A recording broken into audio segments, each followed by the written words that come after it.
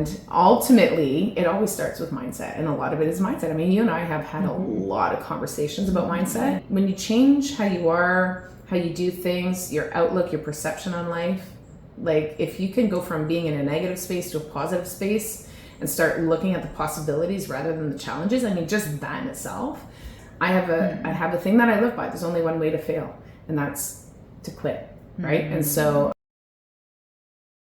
Welcome to the Adriana Ostapenko podcast. I'm here with a good friend, Danielle Chiasson. We've known each other for quite a few years now. It's been so fun to watch your journey and get to know you and be your roommate.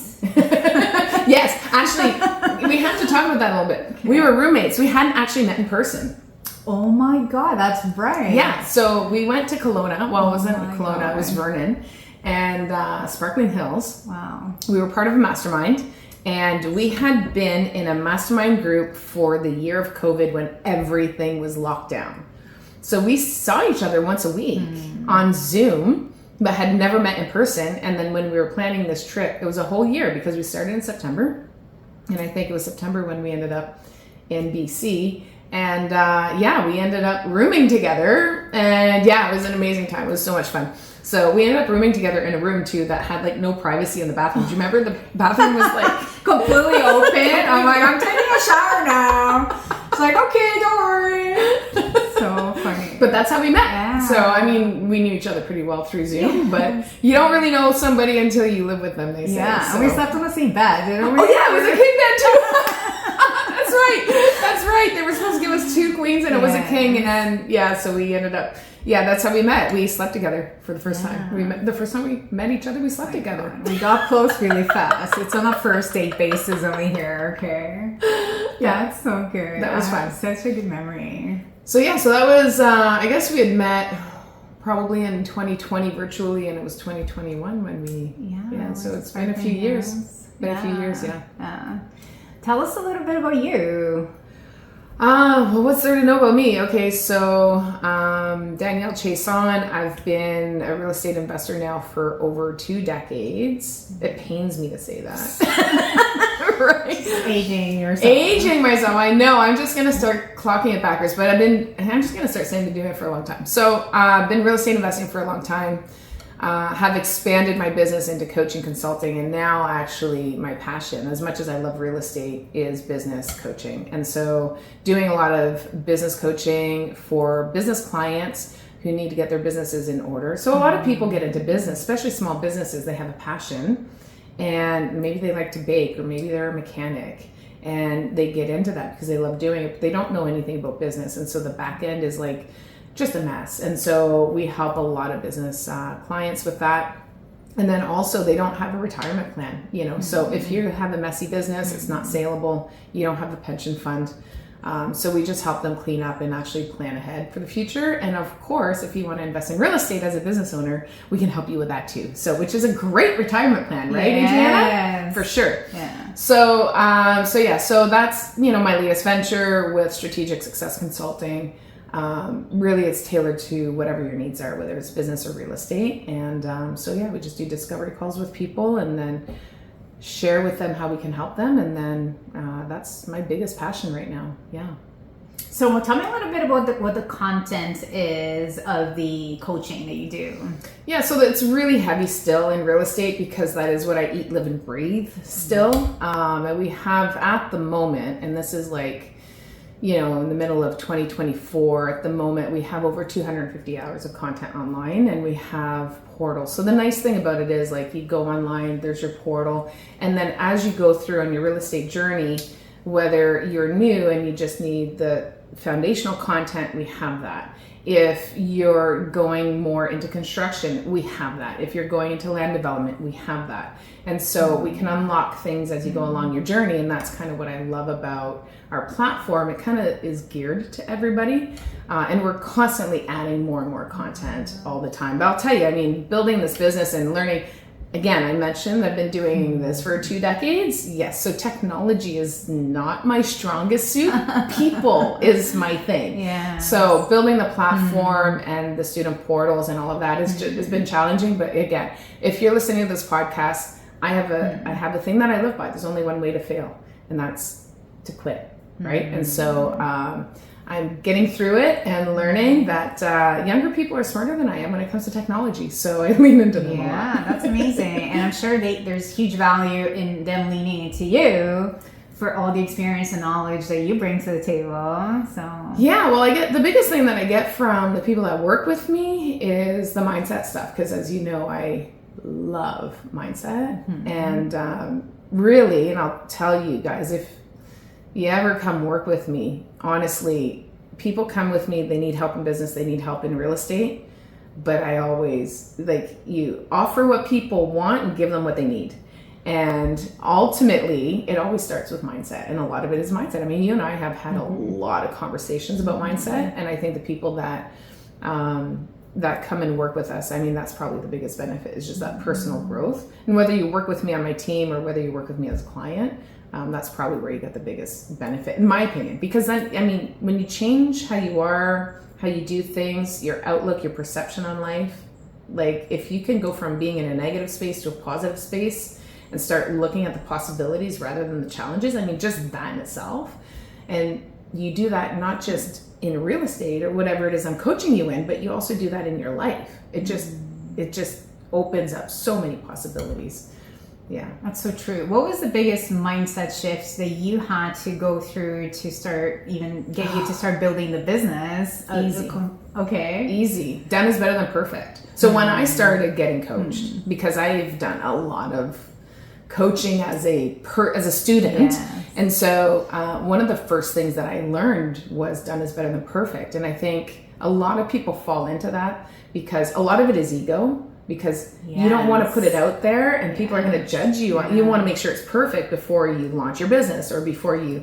And for me, it was business. I mean, it was something so simple, but like the business cards, you know how many times I went back and forth on my business cards? And anybody who started in business the first time, right? Has gone, I need to get a website up. I need the business card. Right. I need the photo shoot. And you don't want to put the website up until you have everything you want on there, but it is never done. It's never done, right? So, my coaches then told me, done is better than perfect, Danielle, just get it out, just get it out. And I had to get over that hump of like, yeah, but what are people going to say about me? Like, I can't put that, you know, and I'm a perfectionist.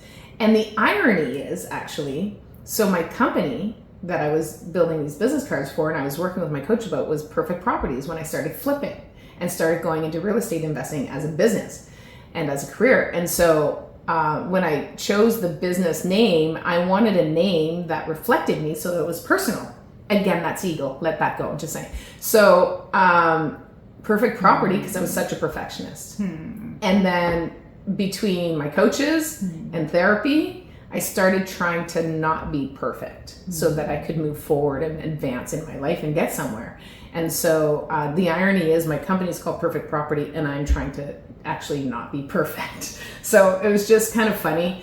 But I love the irony in that. It's amazing. It's like so in your face that you like can't like deny it. Right. And so but that was the thing. So done is better than perfect is what really unblocked me to be able to keep moving forward and not get stuck, because we do get stuck in the mud a lot. And that was one of the things that helped unblock me, was done is better than perfect.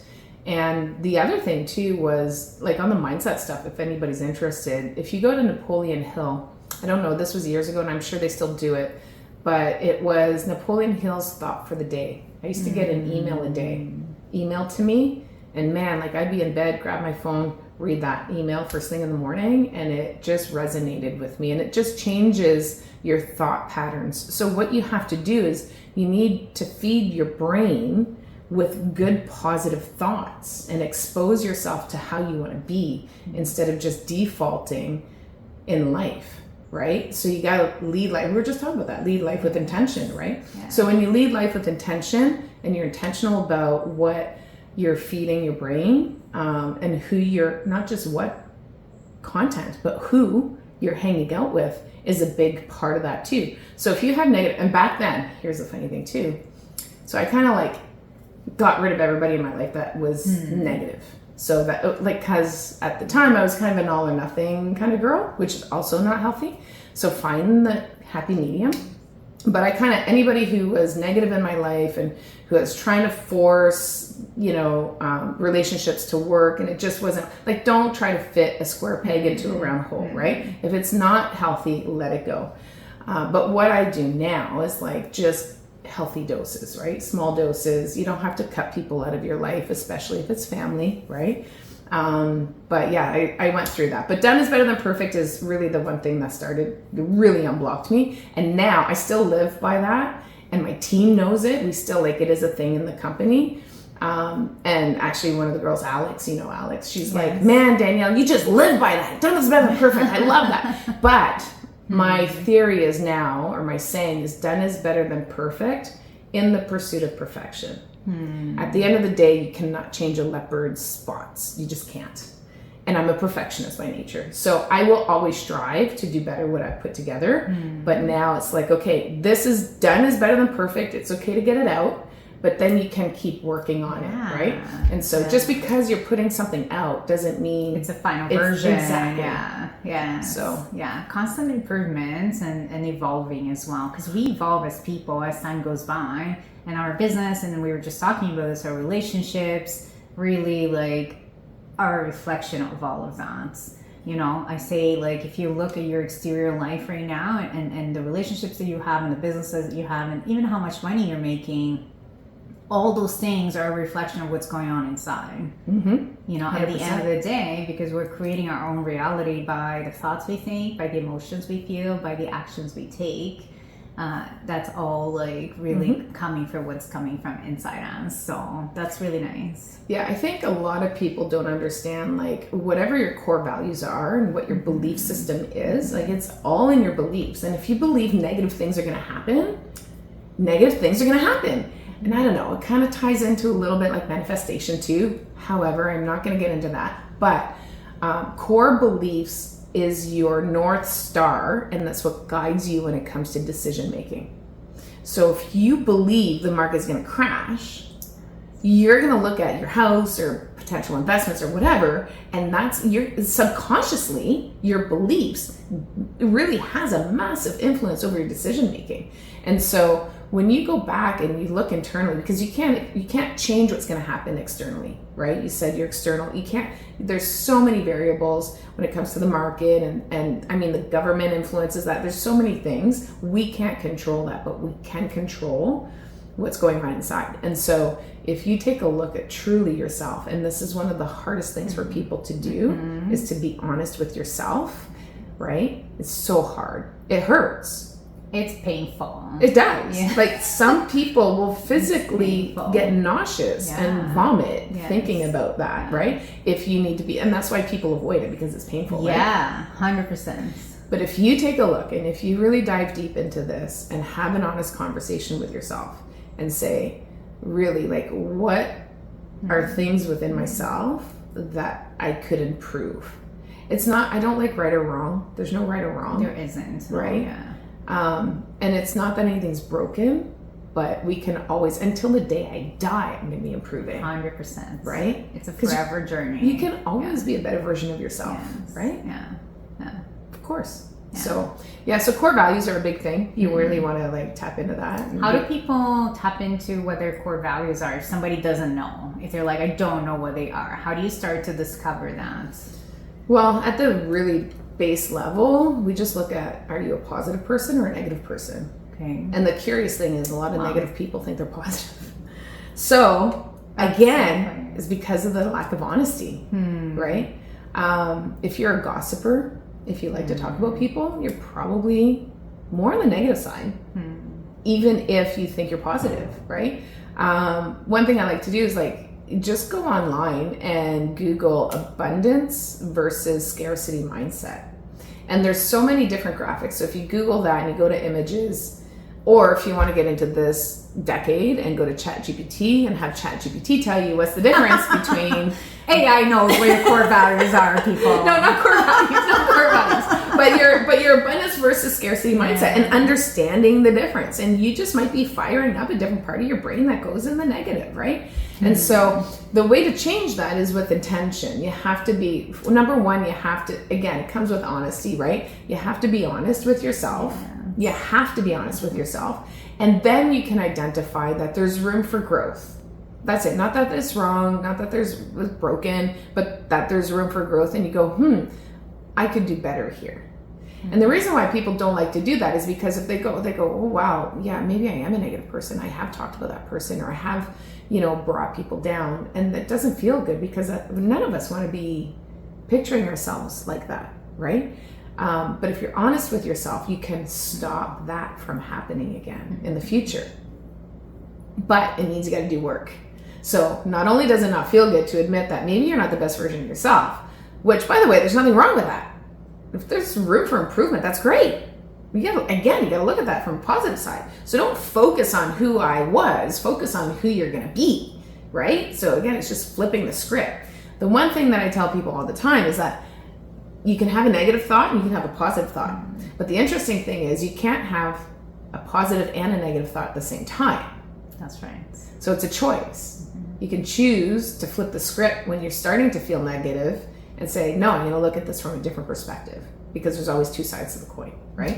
And then, once you realize that there's maybe room for improvement, something you want to improve on, then you do the work. So recognition, like acknowledging it first, seeing what it is that you want to improve, and then doing the work, and then those small, and it doesn't have to be, it's not going to happen overnight. So don't expect that. You're going to fail sometimes, a lot of times. So when you're starting to change the behavior, you might not even notice that you're doing that behavior until you're well into it, and that's okay, because you got to notice it first. Yeah, awareness is the beginning. 100%, and you got to be in that awareness stage for a long time before you can even catch it, before you can change it, right? So, but just give yourself a pat on the back. Again, being that positive person to say, hey, you know what? Okay, I get it. I see it now, and then it gets clearer and clearer. You'll catch it sooner and sooner, and eventually you'll be able to actually change it before you start acting in that behavior. Are core values something that we're born with, or I don't think so. Imprinted by our parents or environment or culture, or is it something that we develop or can change, evolve over time? I think you have your natural, I think there's genetics involved, but I'm not a genealogist, so I can't get into that. Yeah. ChatGPT that all you want. We are who we are. Again, we have our spots, right? At the core of who I am, I always go back to who I was when I was 10 years old. Or 8 years old. That's who we really are at the core, right? Tap into your inner child. Yeah. That is who you are. But somewhere along the way, and it is environmental, it is our environment that we're exposed to. Maybe we have negative parents, maybe we've been abused. I mean, there's a lot of trauma that people suffer, and then they change, they close up. Innately, I love to love people, but I'm very closed off when people love me. And that's from being hurt, right? And I'm aware of that. But some people don't realize that. So when you tap into who you were as a child and what made you happy as a child, then you can really tap into who you are at your core and tap into those values that you connected with as a child. And it'd be way easier, because you can't don't force yourself to do something that's not natural. If you can tap into your inner self, and going back to your inner child, or to who you were when you were 8, 9 years old, then I think it's a lot easier, because you're just tapping into who you really are. But then you gotta start trusting that again. And that's the hard part. Yeah. Right? It's a process of deeply getting to know ourselves. 100%. And it's as scary as hell. When you're sitting in front of yourself and you're like, wow, this is who I am.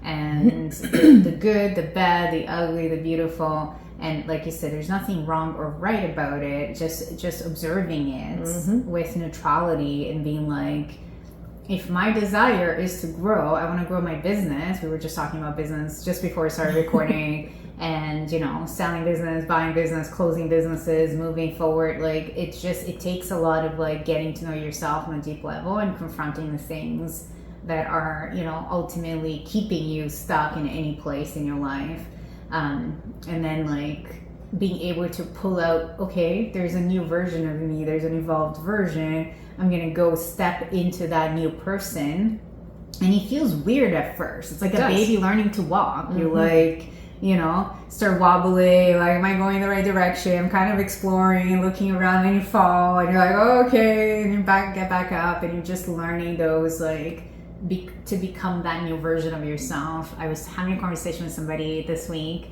and she struggles with depression, and she's like, I'm telling her, I'm like, what if that could go away for good? She's like, oh, I don't know, like, I'm managing things really well right now. Like, you're treating the symptoms of, you know, whatever's going on, but unless you're able to focus on the root problem, heal that and fix that and forgive yourself and love yourself and allow yourself to rise to a new level of consciousness, it's always going to kind of stay there with you.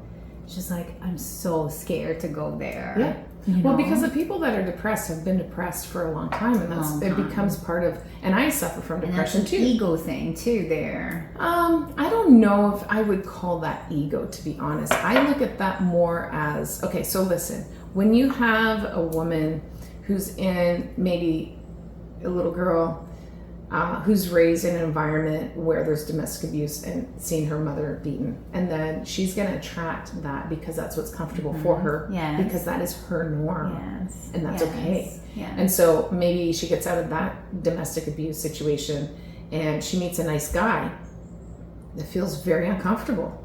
It doesn't feel, because when it's something new, we have to learn that, like you said, we have to learn to be in that new space and find like, think about going to a party.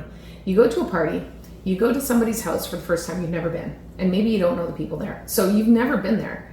I'm uncomfortable. And I'm a people person. And like, I could walk into a party where I know everybody, but there's a level of acclimation that you have to go through when you're exposing yourself to something new. And you just have to trust it. And what happens is that people get uncomfortable and then they retract from that and they really don't give it a chance. So you have to get comfortable being uncomfortable in order to expand your horizons and expand your world a little bit, and just sit in it. Give it time. And when you give it an adequate amount of time, if it's not for you, then you can jet, then you dip, then you bail. You know what I'm saying? But give it some time, because you don't know where it's going to go. So for example, we'll use a party analogy. You go into the party and it's really uncomfortable. Most people are going to sit there without really giving it a chance, because all they're doing is thinking about leaving. And they're not really opening themselves up. So if you go, okay, you know what, this is cool, I'm going to give it time, give it a fair chance. And then if you're there for an hour and it's still not for you, then you jet, now you know. But what happens, I think people, when they're in a comfortable situation or they try something new, they think, if I cross the line and I go do this, then I'm going to be in this uncomfortable space forever. You're not, because there's nothing ever set in stone. You can always go back to how things were. So when you're changing kind of your behavior pattern and you're starting to, and the biggest thing is trust, right? I mean, we tend to close ourselves off based on trauma and bad experiences that we've had in our life. So what you want to do is you want to start being intentional about where you start trusting and opening up to. So do it with the people that are closest. Like, don't go out there and say, okay, fine, I'm going to trust and I'm going to go and like with strangers or with people that are acquaintances. And no, like, test the waters a little bit and start expanding your comfort zone a little bit. You don't want to have like a comfort zone like this. This is your comfort circle, and then go all the way out here. What you want to do is you just want to stretch it a little bit, just a little bit, and do it with people that you trust, so that it can be a much better experience. Because if you go with people you don't trust, then what's going to happen is you're going to have a bad experience, you're going to retract, and you're never going to try again. Right? So if you're going to go to a party and it's to a strange place, don't go by yourself. Go with somebody you know that you trust, and that'll make the whole thing better. And then if you're open to it, then what will happen, you might meet a person or two and have a great conversation. You might have a drink and relax a little bit, and then you go, oh, this is not so bad, right? So I don't know if that's the best analogy to be using for that, but ultimately I just want people to understand, one step at a time. One step at a time. Small steps, and then those things will snowball into a much better sustainable change in your life. How do you make change permanent? Something that I learned is in order to, we were talking about trust, in order for me to start trusting others, I had to start trusting myself first. Because I can't give what I don't have. And that went for everything. I was telling you earlier, like I got to a point where I'm like, I want to experience even more of life. I want to experience more love and more joy and more, abundance and more, happiness, just more peace. I want to experience more of it. And I realized as much as I can control my environment, like unless I'm feeling it from in here, like it's not going to be reflected back to me in the world around me. So I went on this journey of like, how do I start to trust myself more? And that's just like you would with it. How would somebody else trust you is you do what you say you're going to do. You show up when you say you're going to show up. If you commit to something, you follow through. That's the same process, but you're doing it for yourself. Nobody even needs to know. Like I'm telling myself I'm going to like show up for myself when it comes to my health. Like, and then if you show up consistently, and not that you're not going to have bad days or whatever, but if you show up consistently, now you start to trust yourself that you have your back and you will show up for yourself.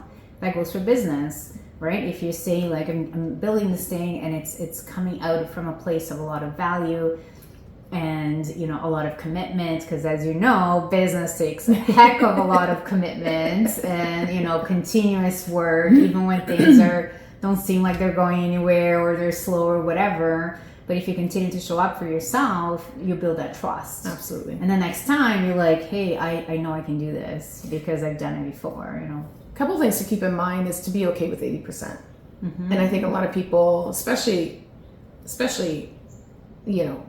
alpha characters like ourselves, we tend to be really hard on ourselves. And we think we can do more in a day than really is probably possible.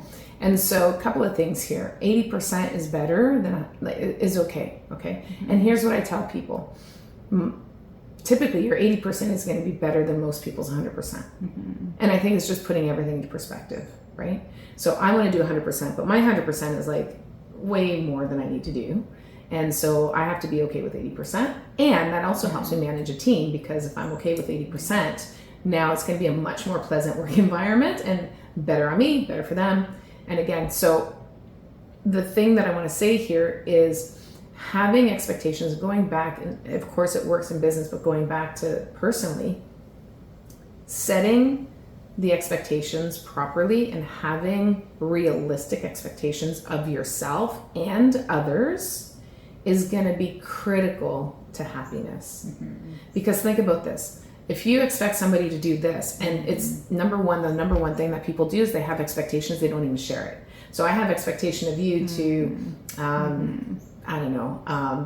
deliver this podcast within 2 days of us recording it. Yes. But I don't tell you that. Yeah. And you don't release it for 2 weeks. Yes. Well, now I'm disappointed because I'm sitting there waiting for it. I'm like, oh, when's she gonna right? Yes. So you've let me down. But how did you even know? Yeah. You didn't know, right? So now I don't feel good because I'm like, oh, well, she doesn't have time for me. She should have edited it quick. Like, oh, she didn't like the podcast. And then we get all into ourselves and like, oh, she didn't like it. Yes. Maybe she's delaying it. Maybe she's thinking not doing it. So then all of this, because I had this expectation. Just these like stories you're telling yourself. Right? Yeah. So number one is if you're going to have expectations, people tell them, right? Because people can't meet your expectations if you don't actually say, hey, I need this by this date, or could you do this for me by this, or just have a conversation around it and say, hey, when do you plan on releasing this? Instead of assuming. I hate assuming. Like, I am such an advocate against assuming, because when you assume, in my opinion, at least 8 times out of 10, you're wrong. Like, and it just leads to so much negative energy in your life. Don't assume. Unnecessary. Unnecessary. Just say, hey, when are you going to release the podcast? Oh, okay, great. Awesome. Now I know. My expectation is now realistic. It's within the parameters, and you have committed to releasing, say, in 2 weeks, and then it's done. Not to say that you need to release in 2 weeks. No, I get it. But so, expectations are massive when it comes to happiness, because expectations is what leads, unspoken expectations is what leads to disappointment. Okay. And so that's a big thing. So being 80%, you want to have you want to have realistic expectations and be okay with 80%. So even if you said 2 weeks and delivered it in 3, I got to be okay with that. And go, yeah, no problem. She was probably busy. right? So that's number one. Number two, when you're talking about, I wanted to mention, when you were talking about starting to trust yourself and really stepping up and showing up for yourself, that's a really hard one, because we tend to let ourselves down. Like, if we're going to let anybody down, we let ourselves down more than we do other people. And because there's no accountability. So, for example, if I said I was going to record a podcast today at home, and I was just going to do a one-off podcast, maybe on like, this is how you eat berries, right? So I can easily not do it and let myself down because there's nobody showing up. I didn't share with anybody. But coming here saying, yeah, I'm going to do a podcast with Adriana, and well, now I need to show up because I've given my word to you. It's a lot easier when it really is to show up for somebody else. Well, when there's accountability. Yes. So when you're trying to do things for yourself, maybe find an accountability partner or somebody to do it with you. Says, you know what, I'm gonna get up at 7 a.m. and I'm gonna work out for half an hour before I jump in the shower at 7:30 and start my day, right? So if you're gonna do that, it's really hard to do. People fail at that all the time. Yeah, I know this. Okay, you don't want to high five it. I get it. That is not something to celebrate. But yes, I do it too. That's what I'm saying. I know you and I have both struggled with that. So, but if you have an accountability partner that says, hey, I thought you were just raising your hand. No, I do that. Yeah, so just letting you guys know, like, everybody, the journey that you're on, it's not unique, guys. And this is the one thing that people always think. It's like, oh, it's me. Oh, it's me. No, it's human. We all struggle with that. And people don't talk about it enough on stuff like this. It's like, no, I fail all the time, but I don't like the word fail. It's not failing because I'm not quitting. It's, I trip up all the time, or I struggle. I have challenges. We all do, right? But when you have a challenge that you have a hard time overcoming, you're going to increase your odds exponentially if you enroll some help or an accountability partner. It doesn't have to be, and support, right? It doesn't have to be, and here's the one thing a lot of people think, okay, I'm going to ask Adriana for help. Help and support is not the same thing as doing it for you. You still have to do the work. So don't expect other people to do it for you.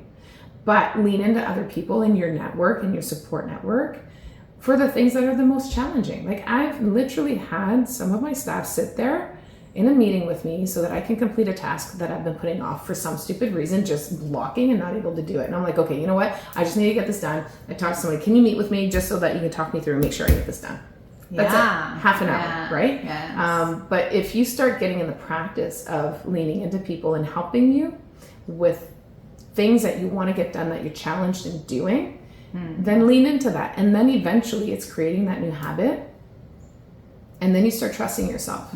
And then you can start doing it on your own. But doing it with someone first is going to help you overcome that hurdle. Yeah, 100%.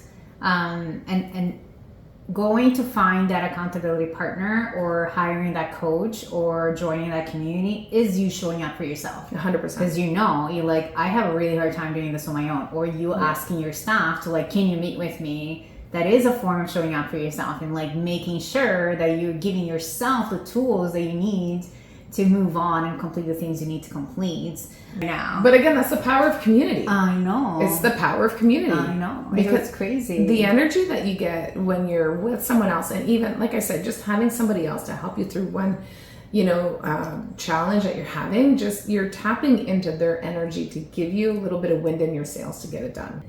I did this, and this was one of the first things that I had to start to tap into when I started my self-development journey, was the voices in my head. Oh God, let's talk about that for a minute. Do you have a voice in your head? Because I have a voice in my head. People say I'm crazy, but that's okay. So do you want to go there first, or do you want me to? I'll just share with you, like, something that was so helpful to me. Like, it was, and you don't even notice it's happening, but it's this, like, constant voice of self-criticism at the end of the day, like, over and over and over and over again. And then one day hit me, because I started attracting all these beautiful people into my life that were pouring, like, so much love into me, and, like, kind words and encouraging words, and seeing me and recognizing me, that I'm like, wow, that sounds nothing like what I say in my head. And I started to like think about this, and one day I said to myself, I'm like, what if the voice in my head sounded like my best friend instead of my worst enemy, for lack of a better word? What if every time I went down this path, I heard my best friend's voice going like, what are you talking about? Like, look at how much you've done. You're amazing. You're growing. You keep pushing yourself and loving on me. And I started to use that so much, and I started to like leverage that so much, and it became more and more comfortable as I kept doing it to talk nicely to myself and to love on myself and to accept myself and to encourage myself. And boy, did that change my life. Like once that voice, and it still pops up and it still shows up, and that's when you're again embrace yourself with a lot of grace and love. Grace. Yes. Yeah, I like that. Grace. That's a word that I've recently tapped into a lot.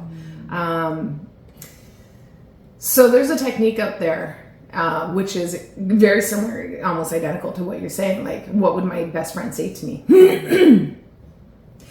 The flip side of that, and it's a technique that people use, is if I were my best friend, what would I tell her? Which is the same thing. Yeah, I love that. Right? Yeah. And so, because we never like tell our best friends, no, you did this and you did that and you didn't do this enough and you should have done that. Like, and the should haves, by the way, need to leave your vocabulary. Yes. Like, should not be in your vocabulary. Get rid of it. Yeah. But that's one technique that people use. And another technique that I love is using the done list. Because you mentioned at the end of the day, and it does happen a lot at the end of the day. And who wants to go at the end of the day and start thinking about all the things you didn't do today and all the things that are left to do, and you go to bed feeling really crappy about yourself? If you go to bed feeling crappy about yourself, by the way, you're going to feel crappy when you wake up. Yeah. Like, that's just the way it's going to go. Yeah. Like, there's no way around that. So you want to make sure that, again, you have positive thoughts and positive feelings when you go to bed. So what I did, this was really early on. This is another thing that I used to do. I haven't done it in years. I probably should start doing that. But I had at 9 p.m. I had a meeting to myself in my calendar, because I live in my calendar, and it was my done list. And then throughout the day, I would go in it and I would just add. So every couple of hours, I'd be like, okay, what did I do in the last couple of hours? I would add it to the list. And then at 9 p.m., after I went to bed, I would look at my phone and I would read my done list. Again, just what are you feeding your brain? What are you putting in your head, right? And so what are you consuming? And so going through at the end of the day and reading everything that I finished, and it still happens to this day. And I know it's not even true. It's that little voice in my head that's telling me, oh, you didn't get much done today. Oh, you got so much left to do today. Like, oh, you didn't get anything done today. And I have days. Today is going to be one of those days, because I'm sitting here for a podcast. So the drive here, the drive back, the time that we take, it's a big chunk of my day. And I'm going to go home and I'm going to feel like I didn't get enough done today. And be like, oh, I didn't get anything done today. So I've had meetings on my drive here. I'll have meetings on my drive back. I have a 2-hour strategy session. I've got tons that I'm going to get done today. Plus, I've recorded a podcast. Yeah. But I'm going to feel like I didn't get enough done today. And that's just the nature of the beast. But you have to not buy into that little voice in your head. One of the things is, if you feel that way, having a done list works really well. And looking at that at the end of the day and just listing everything that you got done, and then reminding yourself, and then you go, oh yeah, actually that was a pretty good day, right? But that little voice in your head, let me go there for a minute. So when I was in therapy, my therapist told me, he's like, Danielle, you have to question everything that little voice in your head said. He goes, picture it as another person, and you got to question everything that they're saying, because your brain doesn't know the truth, the difference between the truth and a lie. And so whatever your perception is, like, your brain is going to go in certain directions, but it doesn't know the difference between what's real and what's not. And fear plays into this a lot, because fear is an auto reaction that we have for self-preservation. So as soon as there's any danger in front of us, and when we're talking about real estate investing or starting a business or investing into anything truly, we always think, okay, all of these things could go bad, right? And that's fear showing up because there's that perceived danger of getting hurt. You could get hurt financially. And that, by the way, is a very real potential outcome, I should say. And so fear shows up. And so what happens is when that shows up and then we listen to it without putting it into perspective and we just buy into it, that fear grows and then it actually overtakes our own thoughts. So you're not actually controlling your thoughts. You're having thoughts by default, right? And so the more you feed into that little voice in your head, the more it controls your thoughts. So you have to take control of your thoughts back, and that's by questioning it and saying, okay, one of the ways that I like, and this is a different coach that I learned this from, one of the tools that I like to use is I ask 3 questions.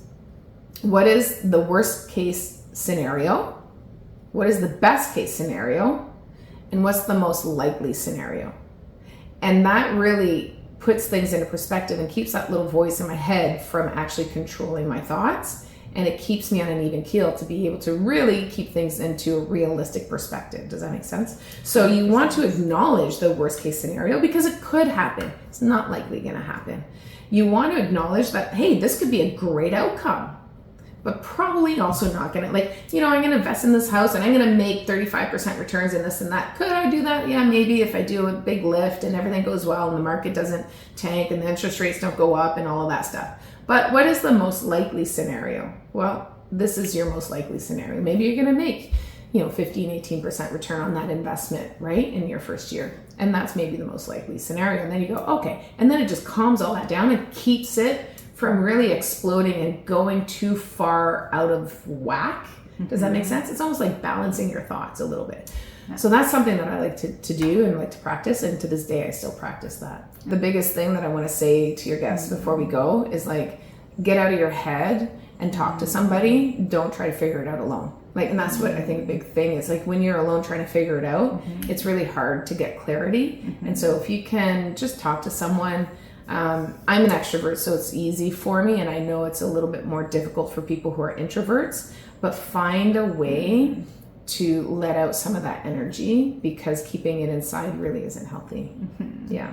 I love that. I usually end the podcast with a question. I feel like you'll answer, but I'm going to go for it anyways. And you see if you have anything different. If you had the world's attention for 30 seconds. Oh God. What message would you share with everybody? If I had the world's attention for 30 seconds, what message? Honestly, I probably didn't say this during the podcast, but honestly, my biggest message since I went to Haiti, I did a mission thing years ago. Just approach every situation with love. Yeah. Because in love, you can't go wrong. 100%. Yeah. How can people get involved with you, strategic consulting? I know you have a lot of fun events coming up. We do. So we have a calendar of events actually on the site. So if you're interested in the events, you can go to the calendar of events. What's the website? The website is strategicsuccessconsulting.com. And we also have a huge library there. You can browse the library, see if there's anything there. There should be some spots on there where you can reach out to book a call with me. You can also go to my Instagram, which is at my name, Danielle.Chiasson, Chiasson. And you can always DM me if you want some help. I'm here to help and support. That's the number one thing for me. I love to help people. And it's just such a beautiful thing because when I get to help people, I get to see them, the word that you used earlier, transform. I love watching people reinvent themselves. It is a beautiful thing and it's such an honor. Yeah. So I get a front row seat and seeing a lot of people change and I love that. So thank you so much for coming and taking the time and sharing so many words of wisdom and opening yourself up for people to come and lean into you and join you in your journey, and you have so much value to offer. So thank you. You're very welcome. And before we go, the power of community, that is my biggest focus right now, and that's with the monthly networking events. You need to be there. It is such a good thing. I'm just saying you need to come. I'd love to come. Excited to have you. Amazing. Thank you. Thank you. We'll see you on the next one. Bye, everybody. Bye. Oh, yeah. That's so nice.